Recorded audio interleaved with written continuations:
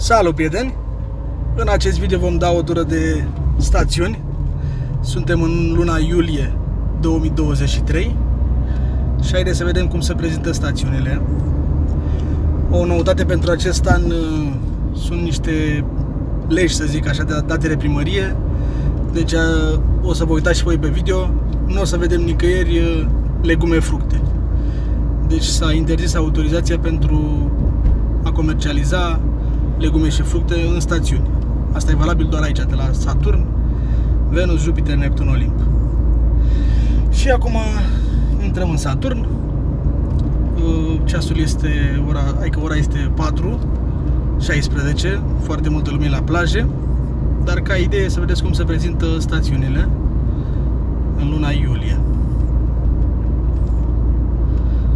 Vedeți că e puțină lume pe stradă, dar magazinele sunt deschise. E bine că putem să ne mișcăm ușor cu mașina. Deci așa arată Saturnul. E soare afară, e frumos. Vremea este ok de plajă. Bun. Și Saturnul cam atât a durat. Pe stânga sunt foarte multe magazine aici. Și seara de obicei e foarte aglomerat. În august sigur o să reușesc să fac un video mai pe seara, așa să vedeți când e plin de oameni pe stradă. Aici sunt gogoși. Și acum ieșim din Saturn. Deci ăsta a fost Saturnul. Și acum o să ne îndreptăm spre Venus. Aici între Saturn și Venus este cea mai mare plajă de aici din sud. Plaja Saturn-Venus. Aici o să mergem și mai repede puțin.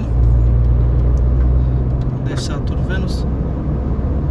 E drumul drept.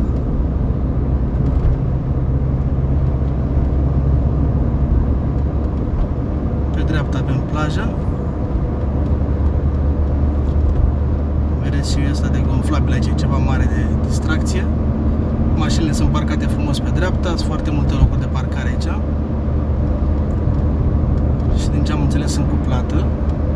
Deci puteți să parcați mașina chiar aici pe plaje și să stați pe șezlong la plajă. Încă nu s-au mărit plajele aici în sud. Au ajuns în euforie. Dar am înțeles că se mișcă puțin mai încet, că a găsit o epavă ceva la euforie. Dar în următorii ani se vor mări și aici plajele. Și în față se vede stațiunea Venus, unde sunt hotelurile înalte. Am trecut și de plaja Saturn-Venus, acum ne apropiem să intrăm în Venus. Aici pe dreapta e un poligon unde se face școala de șoferi, chiar la intrare în Venus. Aici sunt autocarele de la Mera. Mera s-a dezvoltat foarte mult aici în sudul litoralului și au construit foarte mult, au renovat foarte mult. Mera Resort. O să facă și cel mai mare parc de distracție, am înțeles? Cel mai mare aquapark în zona Neptunului.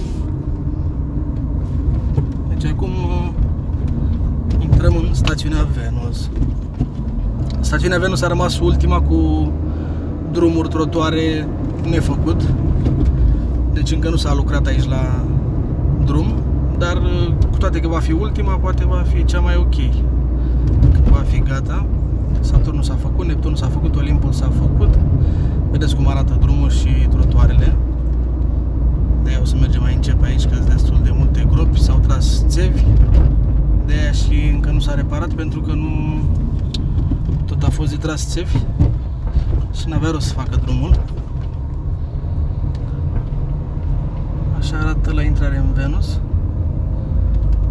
Aici sunt multe magazine, de obicei lumea îi spune aici zona bazarului. Tarabe, bazar, vedeți cum sunt magazine pe dreapta.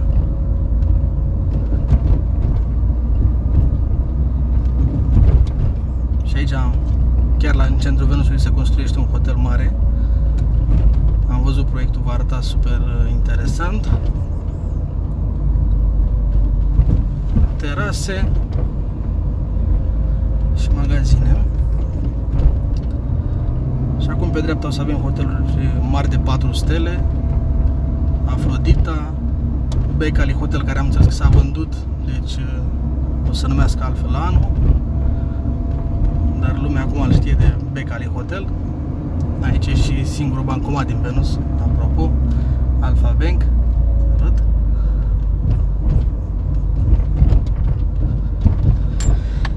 Așa, Carmen Azuro.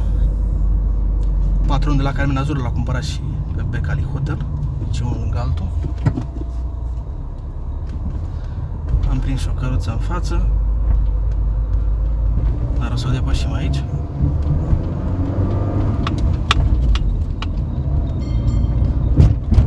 Opa. Aici este Calypso, Hotel Safir, Super Betty pe stânga, deci sunt și pariuri pe aici prin stațiune. Aici e terasa Venusian pe dreapta. Aici un magazin mare de articole de plaje. Aici se vând clătite. La Cumnatul este aici. Esplanada la Foișoare. Aici se mănâncă, adică e foarte aglomerat. E o linie de autoservire mai mare. Larisa este în dreapta acolo.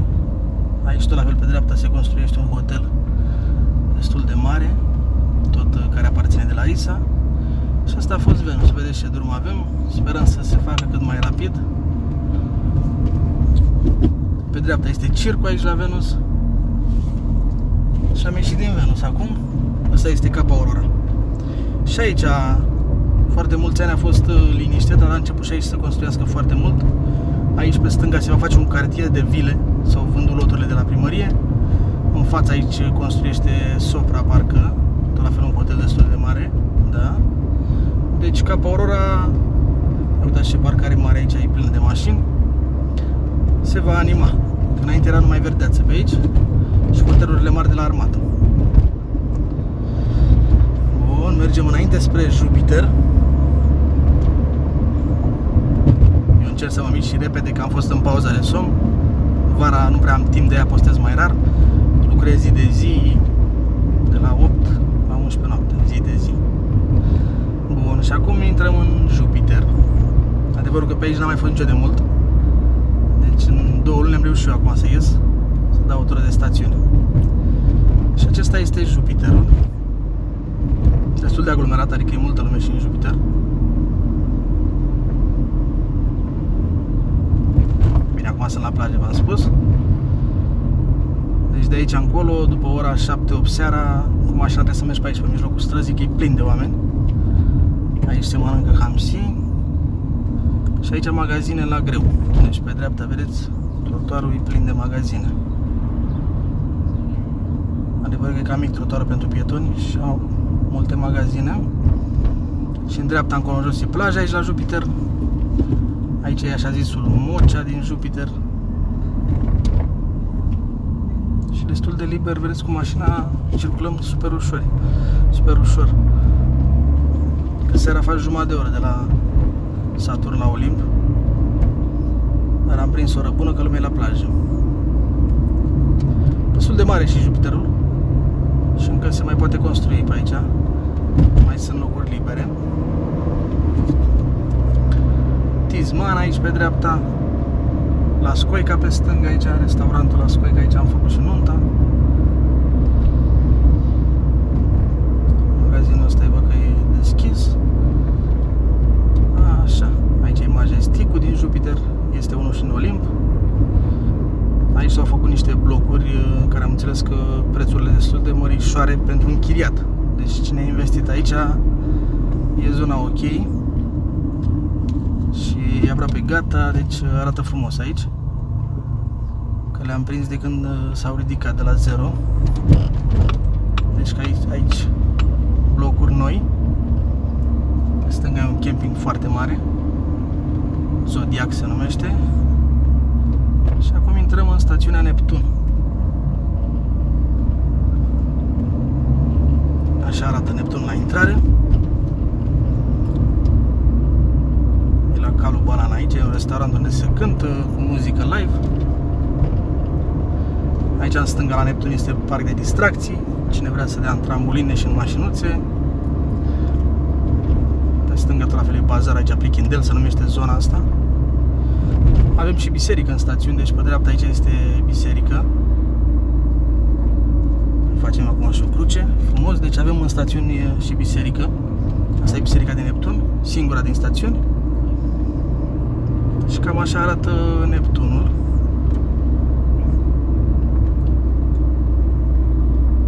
Seara toate stațiunile sunt aglomerate, adică oamenii ies la plimbare seara. Acum toată lumea încearcă să profite de soare. Și tot mai multe familii, vedeți, adică soție, copii. Nu este ca în Costinești, ca în Vamă, unde se stă până târziu, muzică. Stațiunile de aici din sud sunt mai... Bine, și Vama Veche în sud, de familii, să zic așa. Aici s-a renovat și pe aici frumos, pe stânga. Restaurant, v-am spus, nici eu n-am mai fost de mult în Neptun.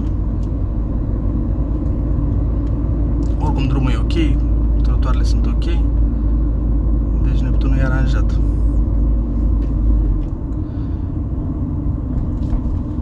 Așa. Hoteluri mari aici pe stânga, cum ar fi Terra, Apollo,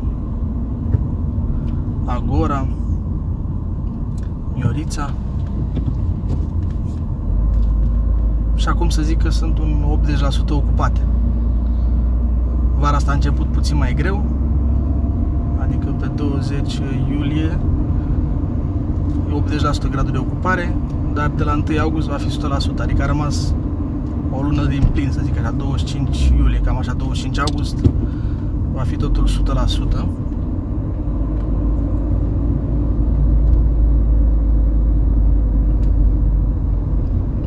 Și cam asta a fost Neptunul.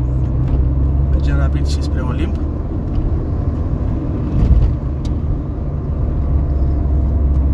Pe dreapta aici de așa de liniște în zona asta au fost vilele lui Ceaușescu, aici totul e mai privat. Normal, dacă te duci încolo în dreapta, nici n-ai voie să filmezi. Deci aici e zona unde sunt vilele, fostele vile ale lui Ceaușescu. Aici numai servicii secrete, MEAI, SRI vin să cazeze pe dreapta.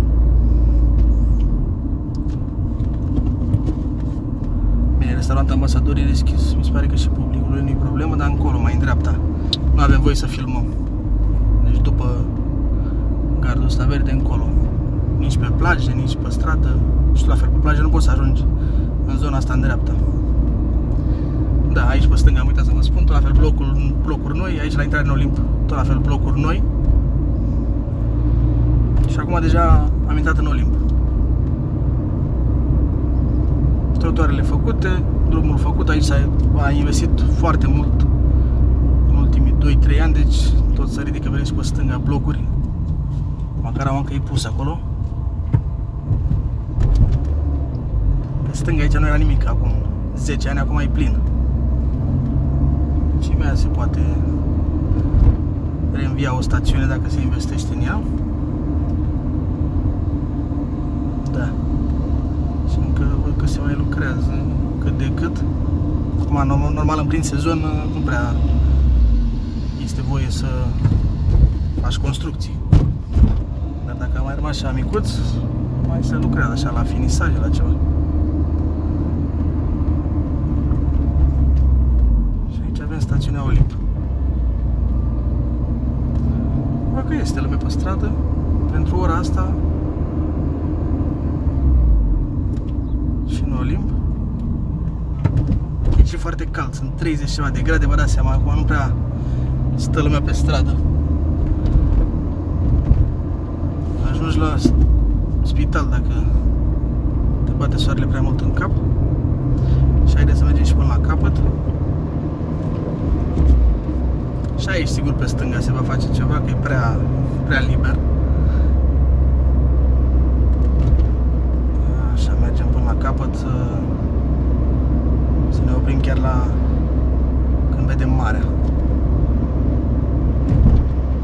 Aici e capul de liniște la microbuze, deci de aici pleacă microbuzele din Olimp și se duc la Mangalia. Adică aveți traseu dacă vreți să circulați fără mașină. Aici pe dreapta tot la fel foarte multe hoteluri. Dar să merg până în capătul Olimpului ca să văd ce s-a mai făcut pe aici. Tirul ăsta nu știu ce caută pe aici. Merge și cam tare.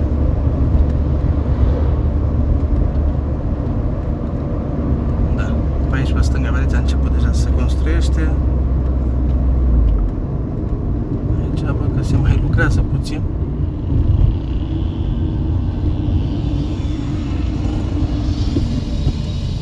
Da.